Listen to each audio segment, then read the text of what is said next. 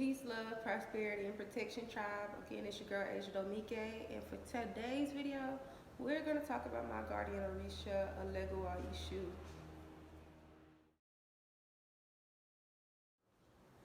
Alright, so for those who don't know what Orisha is, the way of Ifa is the Yoruba culture and their way of life, basically. So don't want to disrespect it and say it's their religion, because while it is what they follow spiritually, it's also their way of life, like their everyday, lives. Like they grow up in this tradition. So Ifa is their culture, and Orisha are the deities that they commune with in their culture. Now, as far as the information I know about Orisha, you really cannot, or you really don't go searching for Orisha or searching for a guardian or anything like that. They have to reach out to you, or for my experience, Elegua reached out to me. Now, for Elegua / Esú, Elegua has many channels and comes in different forms. So he has a few different names, and that is due to the different channels or the different versions of himself he can be.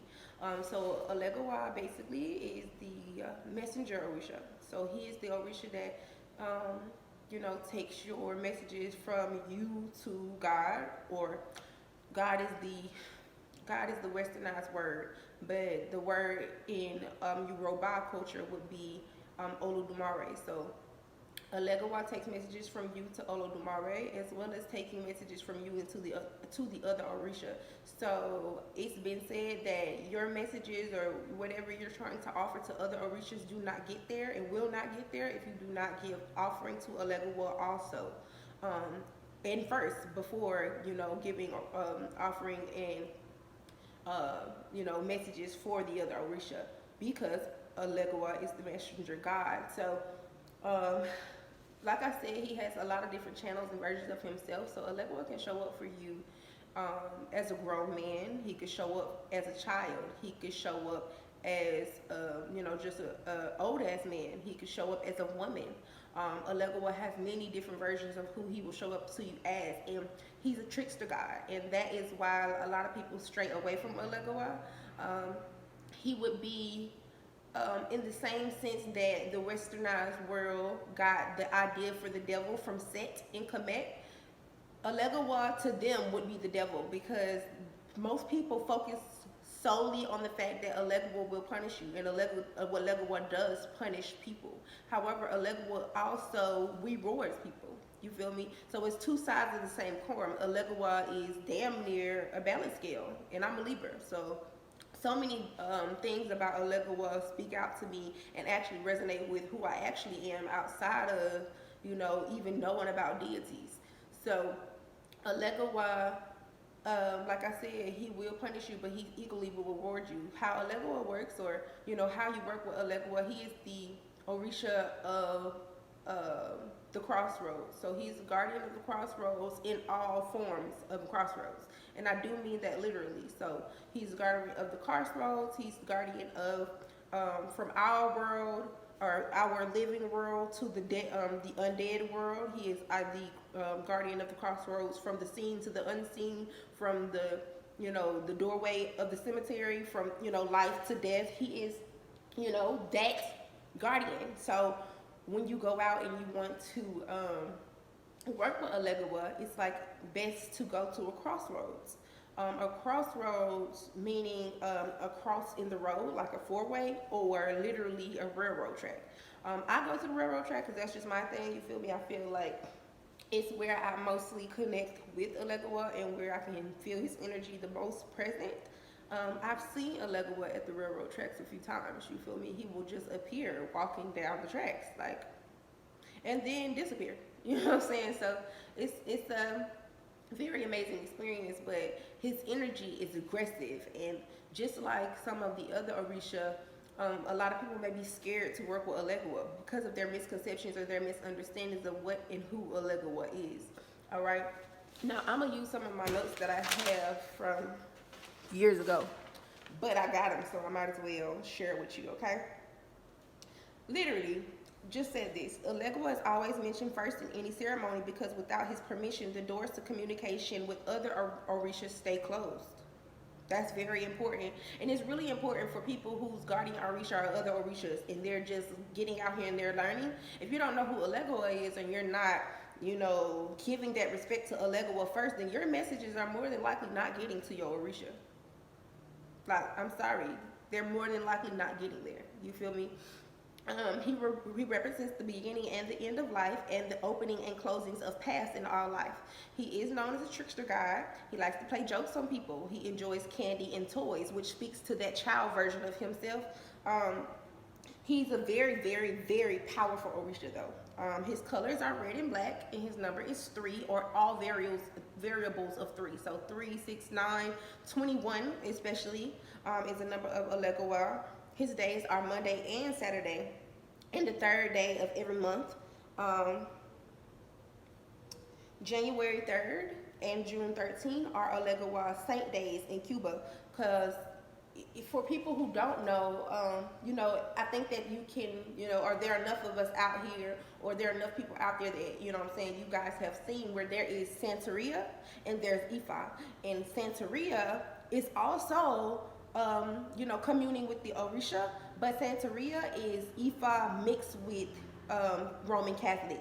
And the reason for that is because once those lands and those people were colonized and they had to move and be under British control, or whoever, British, English, I think it was British control, it was outlawed for them to practice their own religions and their own, cultures and ways of life, just like it was for any of the other, countries and people who were conquered. It was illegal for them to practice their way of life. So they had to basically blend in their way of life and their beliefs and their systems with their Orisha with actual saints from Roman Catholic belief systems. And as they merged them together, it basically allowed for them to practice their birthrights without,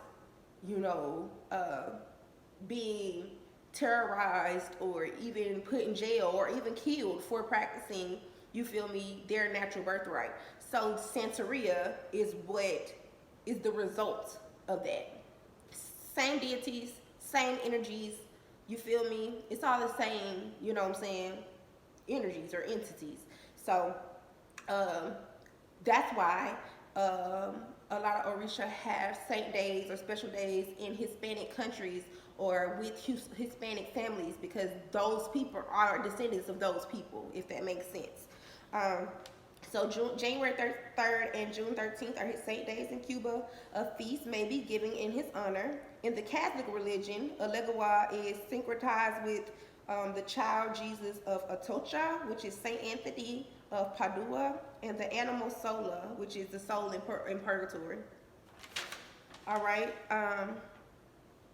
Orisha in the Yoruba people, which originate in Yoruba land, are in and around present day Nigeria.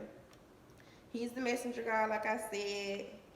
There are 256 paths to Elegua, each one of which is an issue. And I don't know how to exactly explain to you what that means, but I connect with Eshu, so I just innately understand it. Only 101 paths to Eshu according to Ocha, but 256 paths to Elegua according to Ifa. So you see what I'm saying? It's so many different interpretations based on Santeria or Ifa, and which is why I want to make sure that I, enunciate the differences. Okay. Eshu is known as the father who gave birth to Agbani. He's always willing to rise to a challenge. Papa Legba is the Haitian Loa version of Elegua. When I work with these two different deities, or when I speak to these two different deities, I feel like it is being made clear to me that these are two different deities. And I want to point that out here because, someone can correct me if I'm wrong when they watch this video, but Elegua, Yoruba, Ifa Elegua doesn't feel as though he's the same energy or entity as Papa Legba. and he's not taught to be the same entity either. So Papa Legba, which has the same colors and he kind of looks the same, he's completely not a Ishu. He's not a Legua, and it's important that you know the differences in between the two so that you don't, some people like to go out and work with deities. Please do not go out and try to work with Papa Legba thinking that you're working with Ishu and try to give the offerings for Ishu to Papa Legba. It's going to cause an issue. Don't do that. And also, a Legua is not going to get your blessing. You know what I'm saying? It's not going to get your, not going to receive your offering. Now, one thing I can say also that is very important when it comes to a Legua and trying to give offerings, which I will try to kind of go into really quickly. I don't want to make this video too long. Is that a Legua, just like any other deity, will let you know if he's accepted your offering. So a Legua being a trickster god and being both sides of the coin, just like I am, you can give him things that offend him, and you will know. You will know if you feel the aggression or you feel uneasy or you feel, not pleasant, basically. A Legua did not accept your offering and he doesn't want it. But he will also give you sign that your offering was accepted and that he, liked it, or that, what I'm saying, it was the right thing. Now, in Orisha, offerings are called Ibos, okay? Because in the way of Ifa, in the way of Ifa, Orisha kind of fit into 3 different sections, if that makes sense, or 3 different aspects to Orisha. And, well, I don't even know how to say what I'm trying to say. 3 different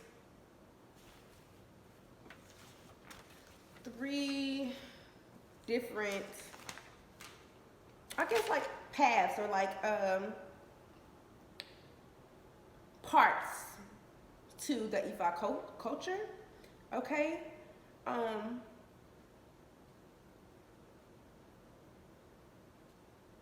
go back into that because I just lost my train of thought when it comes to that. But I do have the Ibos for Elegua written down. I don't actually use these papers anymore, which is why I don't know what they say. Because this was years ago when I first started to learn about Elegua or Orishas at all. Okay.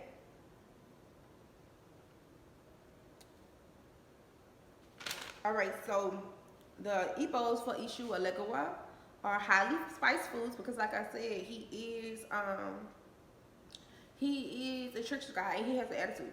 Okay, he has the attitude. His energy is very fiery, so he likes spicy things. Every Monday, I put out a new bowl of water for him, and that bowl of water symbolizes my way of cooling him down to make sure he's not pissed off or agitated with anything. You feel me? In my crib. So I leave water for Elegua every Monday. I just call my Monday ritual, and I refill the bowl with water because by the end of the week, that bowl of water is gone. And I promise you, like, I swear to God, I'm not exaggerating. Just the same way I leave water out for my ancestors and they drink it and it's gone by the end of the week, Elegua will drink his water a little swifter than my ancestors do. Okay? He likes highly spiced foods, chili peppers, peppercorns, jalapenos, a strong cigar. When I take a cigar or some rum, because he likes rum, to the railroads, I always light the cigar. Light the cigar, I puff it a few times for Elegua. I blow that smoke across the railroad, and I put the rum or beer. I don't like beer, but Elegua likes it. I put the rum or beer in my mouth. I swish it around a little bit, and I spit it out across the railroads. The reason that I do that is because Elegua is also the keeper of our ashe, and your ashe is your personal power. Your ashe is contained in your saliva, so your spit has ashe in it. So when you give an offering of rum or beer to Elegua, it's better to put it in your mouth and then spit it out. Okay, he likes red palm oil, which is often poured in front of his image. So like if you have a picture or a statue of Elegua, anything like that, you can pour the red palm oil in front of that. He likes pigeons and roosters and male goats. Goats, some of us westernized people, or some of y'all westernized people, are not too familiar with actual live or even dead animal offering. So, you know, if that's not something that you're into, don't do that. It's perfectly fine that you don't ever have to, or it's perfectly fine that you don't ever give him something like that, but don't expect to be asking for some life-changing big ass shit and you're not willing to do life-changing big offerings, if that makes sense. And that goes for any deity, not just Elegua. Many will sprinkle water in front of Eshu as a way of cooling his temper and asking for pleasantness in their own day. My daily prayer for Elegua is this: Eshu, please open my paths and doors and roads, and the paths and doors and roads of those I love. Please close the paths and doors and roads of those who would do me or those I love harm. Now the thing about it is, the reason that is my prayer is because, like I stated, Elegua is the Orisha, or the keeper of the crossroads. So when you work with him, or how you may be more familiar, you know, in subtleties, is that Elegua is the person who gives you choices. And that determines whether your option, or what you choose to do with yourself, because he's only going to give you choices, and you still have to be the one to choose which path, you know, out of the options that he gives you. So your choice is going to directly determine whether or not he needs to punish or reward you. And those rewards, I swear to God, are amazing. Okay? Amazing. Amazing. I've had a spiritual ass whooping before, but I don't think I've ever had a spiritual ass whooping from Elegua. So I've never had the experience of wrath, or him being angry, or any of those things. But the benefits and the rewards are amazing when you choose the right path. You feel me? Elegua is going to lay out 2 to 3 paths in front of you, or 2 to 3 roads in front of you, and you're going to have to figure out which road you want to travel. As long as you make the right choice, the choice that is best for your life purpose. You feel me? Do not continuously make choices that put you back in the same exact cycle, because clearly that's going to be a punishment, or you're going to feel like you're being punished, because we start to ask those questions. Why am I being punished? No, you were given a choice, and you made the choice, and the choice that you gave, or that you made, took you down the same path that you've been down before. If you would have made the different choice, you may have gotten a reward, or you may have gotten some more roads and some more options, some more opportunities. You see what I'm saying?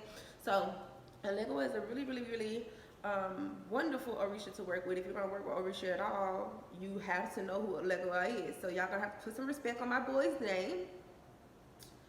Put some respect on my boy's name. And make sure that you give him that offering and that respect before you try talking to other Orisha, because otherwise, like I said, he ain't give you permission to open the doors of communication, and the doors of communication are not open, and you're talking to yourself. All right? So I definitely enjoyed, you know, kind of just talking to y'all a little bit about Elegua. There's definitely so much more to know, and definitely so much more that I can provide, but I don't want to make this video too long. I'm already at 17 minutes. Until next time, I will be doing more videos on Orisha, on energy, on manifestation, you know, all type of things, you feel me? And just my day-to-day life, of course, but I definitely had it on my heart to speak about Elegua today. Today is Wednesday, so I'm probably going to do a video about Oya as well, because today is Oya's day. Matter of fact, before I go, let me just tell y'all, I'm going to give y'all the different days for Orisha. I'm going to give you the days that are best to work with them, and the days that are best to do certain root work or conjure work.